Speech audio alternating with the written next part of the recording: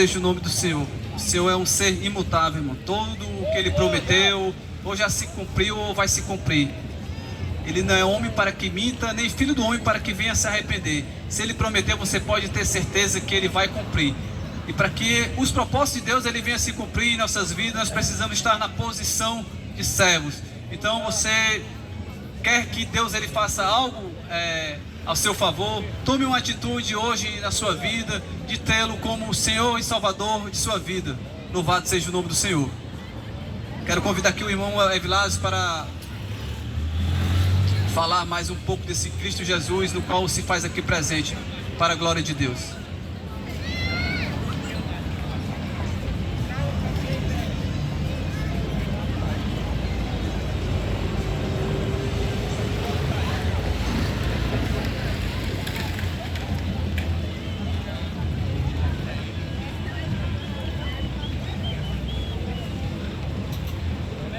Glória a Deus, glória a Jesus, louvado seja o nome do Senhor,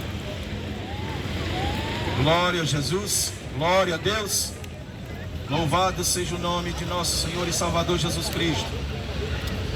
Eu saúdo a todos esta noite na santa e gloriosa paz do Senhor Jesus Cristo. Queridos amados ouvintes da palavra de Deus, mais uma vez estamos aqui neste lugar santo para vos apregoar a palavra da vida, a palavra da salvação, a palavra que tem o poder para libertar o homem, mais vil pecador, dos grilhões das cadeias, como já foi dito esta noite, nas mensagens que me antecederam. Eu creio que esta noite Deus, através da sua palavra, já tem falado poderosamente aos seus corações, mas o Senhor ainda continuará falando através da sua palavra poderosa, porque esse é o intuito do Senhor, é que a sua palavra atinja o máximo de corações possíveis, de pessoas, nações, línguas e povos, para que a humanidade reconheça que existe um Salvador, reconheça que existe um só Deus, um só Criador, aquele que tem poder nos céus e na terra, aquele que se fez carne e veio a este mundo para cumprir uma grande e maravilhosa obra, chamada obra da redenção da humanidade. E esta obra foi consumada no Calvário, através do Filho de Deus, Jesus Cristo, que morreu, deu a sua vida, derramou o seu sangue, foi sepultado, mas ressuscitou ao terceiro dia, subiu aos céus e sentou-se à destra de Deus. E esta obra continua desde a ascensão de Jesus até os dias de hoje, e ela há de continuar até a vinda do grande Salvador para buscar o seu povo. E dentro desse interim de tempo, a humanidade está tendo o período, está tendo a oportunidade de conhecer ao único e verdadeiro Deus. E esta noite Jesus mais uma vez nos enviou a este lugar para pregoar o seu santo evangelho, para pregoar as verdades absolutas e eternas da sua palavra. A palavra que, quando entra no coração do homem, ela causa uma verdadeira mudança. O homem, quando ele é confrontado, quando ele é impactado com esta palavra, se ele verdadeiramente recebe com amor, com dedicação, com carinho, ele não permanece mais do mesmo jeito, porque a palavra, ela transforma, ela liberta, ela cura, ela sara, ela levanta o homem do lamaçal de pecado e faz ele assentar entre os príncipes. Esse é o propósito de Deus, é que o homem se erga, se levante. Mas a humanidade por si só não pode. Mas através do poder de Deus em Cristo Jesus, esta noite você pode ser alcançado segundo o propósito de Deus na sua vida. Louvado seja Deus.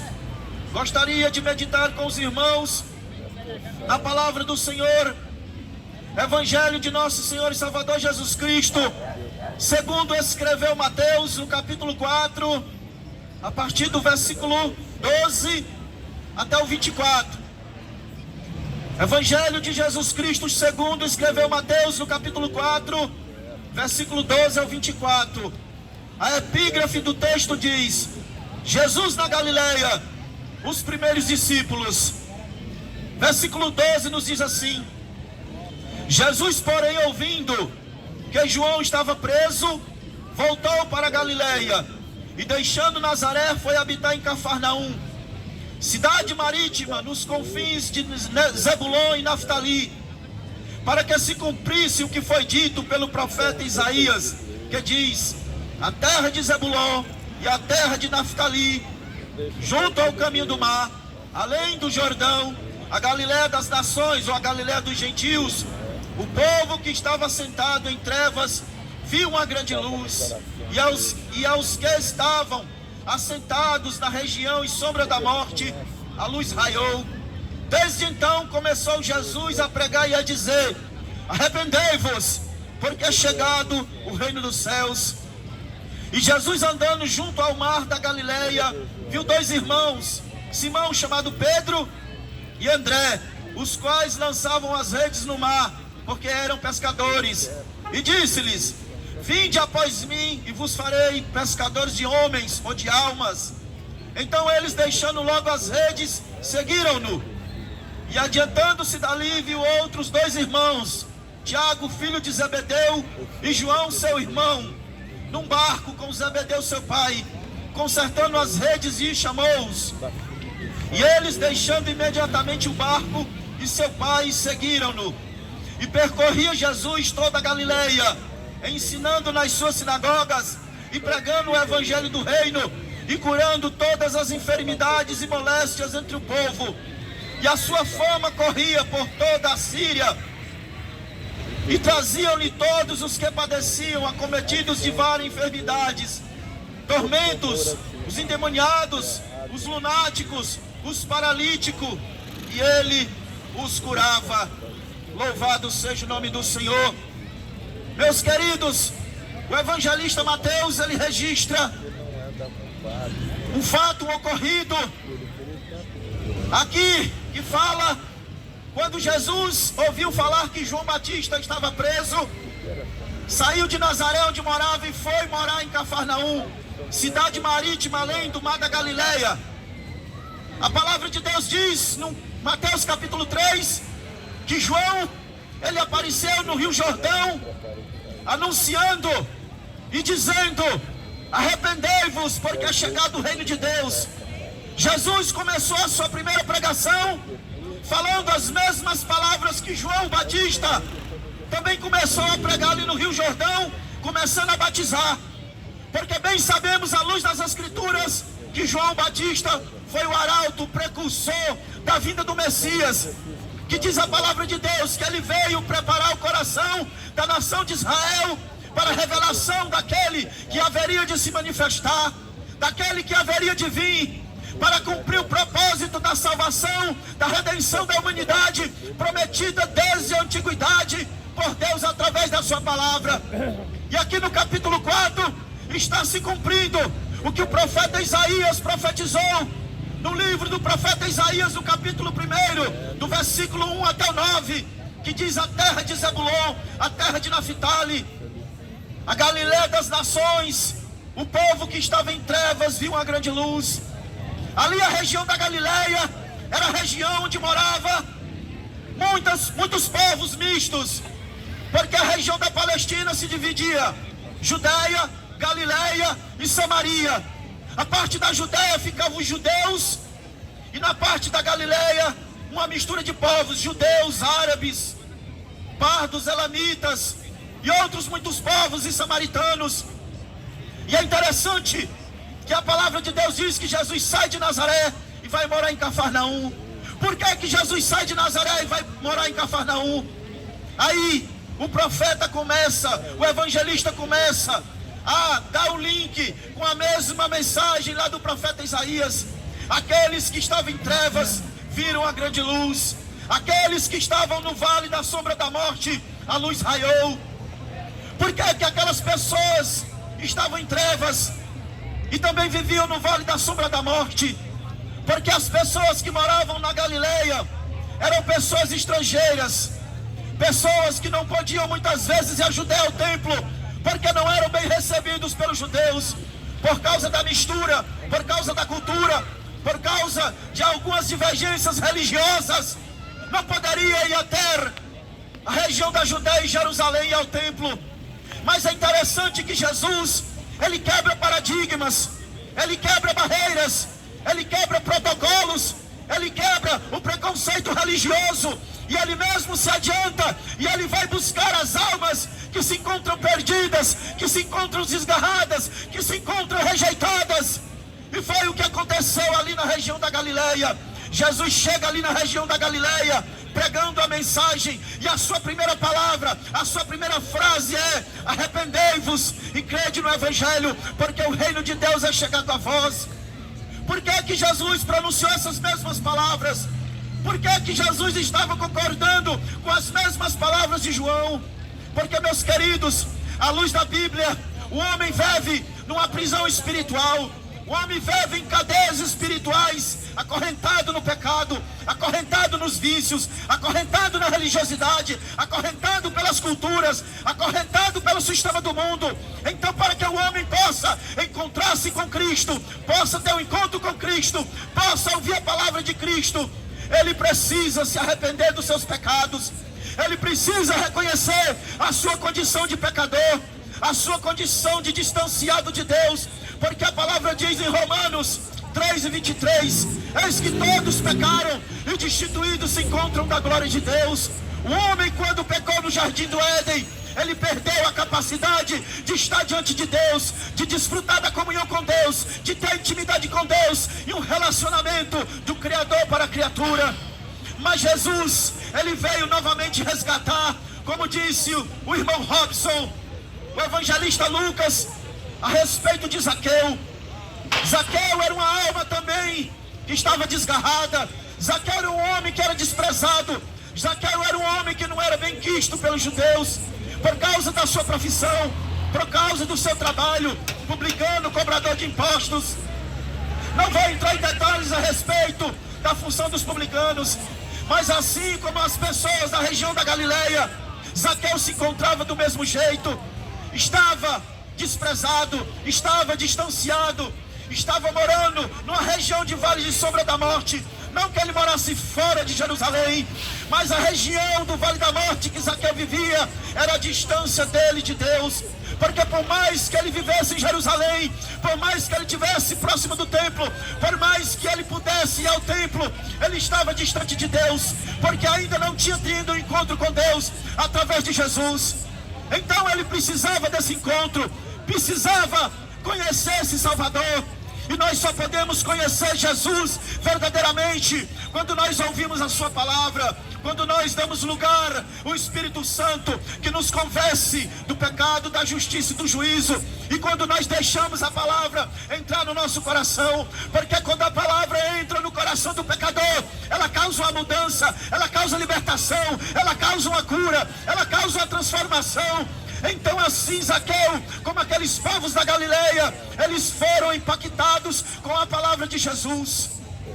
Jesus, diz o texto de Mateus 4, que ele corria toda a região da Galileia, Judeia e até os confins de Tiro e Sidom.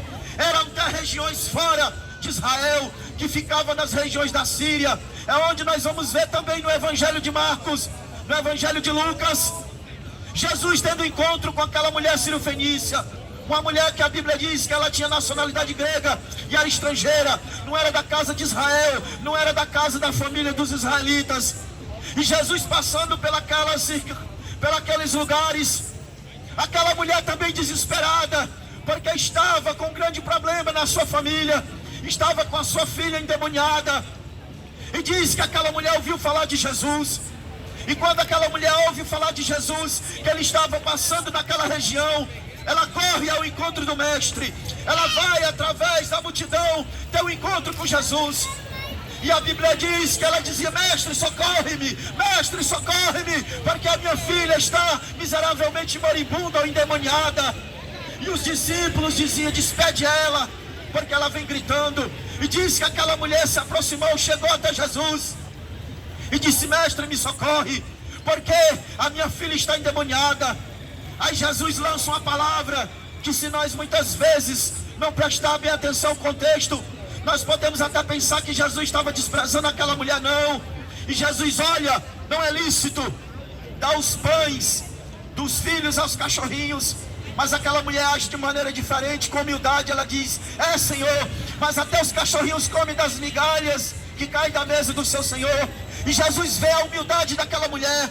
Jesus vê que aquela mulher compreendeu as suas palavras, que a salvação tinha que continuar, tinha que começar na casa de Israel, na casa de Jerusalém, mas aí ia se expandir até todas as regiões da Galileia, de Tiro e Sidom. Aí Jesus, ele vê a necessidade daquela mulher e diz: mulher, é grande a tua fé, vai-te, porque a tua filha já está curada. Veja, meus queridos, quando uma pessoa verdadeiramente ela tem no coração o intuito de ter um encontro com Jesus, mediante a fé, quando ela verdadeiramente crê que Jesus é o Salvador, é o Libertador, é o que transforma, é o que cura, é o que sara, é o que liberta. Se nós formos verdadeiramente com esse sentimento no nosso coração, nós vamos ser recebidos pelo Senhor. Porque diz a palavra de Deus, também no livro do profeta Isaías, capítulo 42, no versículo 3: eis que ele não quebrará, não apagará o pavio que fumega, nem quebrará a cana trilhada. Jesus nunca vai ver uma alma abatida, uma alma sofrida, uma alma desprezada e passar de longe, passar de largo, se manter indiferente a dor daquela pessoa. Não, Jesus, ele vai ao encontro das almas, ele vai buscar as almas, porque diz a palavra de Deus que ele é o bom pastor, e o bom pastor dá vida pelas suas ovelhas. E foi o que ele fez. Ele foi até o Monte Calvário, ele foi ali como cordeiro mudo, como diz o profeta Isaías, e ali se entregou como sacrifício vivo, santo e agradável, para resgatar a alma da humanidade, a qual andava-se presa, e muitos ainda encontram-se presas, porque ainda não teve encontro verdadeiramente com esse Salvador. É necessário, meus queridos, a humanidade se voltar para Jesus. A humanidade precisa reconhecer o seu estado pecaminoso, de decadência, o seu estado decadente de miséria espiritual, porque aqueles povos da região da Galileia, de Tiro, de Sidom, de Samaria, estavam nessa miséria espiritual, e hoje não é tão diferente. Quantas nações, quantos povos, quantas pessoas, quantas famílias vivendo esta mesma miséria espiritual, muitas vezes mendigando, muitas vezes palavras que vinham confortar o seu coração em religiões, em filosofias, em pensamentos humanos, em pensamento de sábios, enquanto a palavra de Deus diz que só há um verdadeiro caminho que conduz o homem à presença de Deus, e esse caminho é Jesus Cristo, o Filho do Deus vivo, que morreu e ressuscitou ao terceiro dia, e ele mesmo prometeu que voltaria para buscar o seu povo. Então nós temos mais do que N motivos para nos voltarmos para Jesus, para que nós venhamos receber o perdão de Deus, para que nós venhamos ter essa comunhão com Deus, para que nós possamos verdadeiramente viver com Deus, para Deus e em Deus.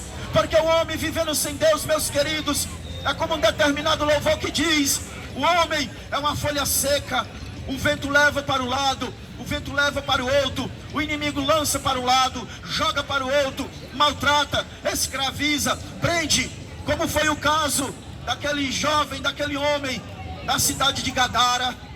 Aquele homem estava preso, aquele homem estava acorrentado, não tinha ninguém, humanamente falando, que pudesse libertar aquele homem daquela prisão espiritual.